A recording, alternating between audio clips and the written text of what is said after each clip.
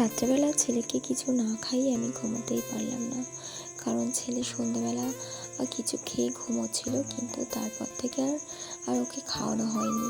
ওকে ঘুম থেকে তুলে একদমই খাওয়াতে চায় না, কিন্তু কিচ্ছু করার থাকে না, কারণ সারাদিন যদিও বা ঘুমায় তখন ও উঠে যায়, কিন্তু রাত্রে যখন ঘুমায় তখন আর উঠতে চায় না, কেন জানি ঘুমটা তখন বেশি পায়।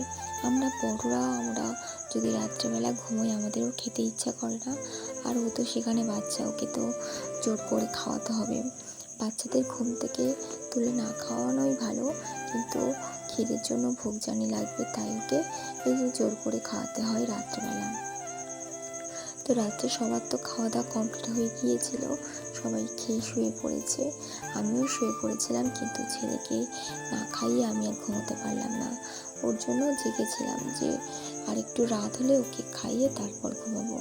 তখন বাজে রাত 12টা, পুরো 12টাই বাজে। ভাবলাম ওকে একটু খাইয়ে দিই, তাই গ্যাসে একটু জলটা গরম করে নিচ্ছিলাম। গরম করে নিয়ে দুধ আর ওর যে খাবারটা খাওয়ানো হয় সেই খাবারটাই ওকে গুলে খাওয়ানোর জন্য আমি রেডি করছিলাম।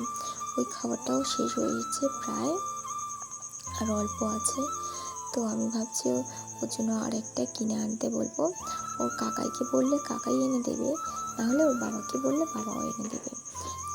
যাকেই বলবো সেই এনে দেবে। ও কাকাই ওকে খুব ভালোবাসে। ওর জন্য খেলনা, ওর জন্য ওর যেটা প্রয়োজন যদি বলি যে তোমার ভাইপোর এটা প্রয়োজন তুমি এটা এনে দেবে, ও আর না বলবে না, নিয়ে এসে দেয়। তো যাই হোক, আমি এখানে খাবারটা গুলে নিচ্ছি। আজকে রাতের খাবারে আমরা আলু সিদ্ধ ভাত খেয়েছি, কারণ দুপুরে ভাতে বিস্কুট নিয়েছিলাম, আর রাত্রে খাওয়ার জন্য আলু ভাতে দিয়েছিলাম। তো সেটাই সন্ধ্যাবেলা গরম করে নিয়ে আমরা সবাই মিলে রাতের খাবারটা খেয়ে নিয়েছিলাম। আর এদিকে ছেলে তো ঘুমিয়ে পড়েছিল, উসপাস করছিল খিদের জন্য, কিন্তু জোর করে খাওয়াতে হবে, নিজের থেকে ও খেতে চায় না। আচ্ছা, তোমাদের বাড়ির বাচ্চাগুলো কি আমার বাচ্চার মতো একদমই খেতে চায় না? জোর করে খাওয়ালে খায়। তো ওখানে আমি জোর করেই খাইয়ে দিলাম লাস্ট পর্যন্ত।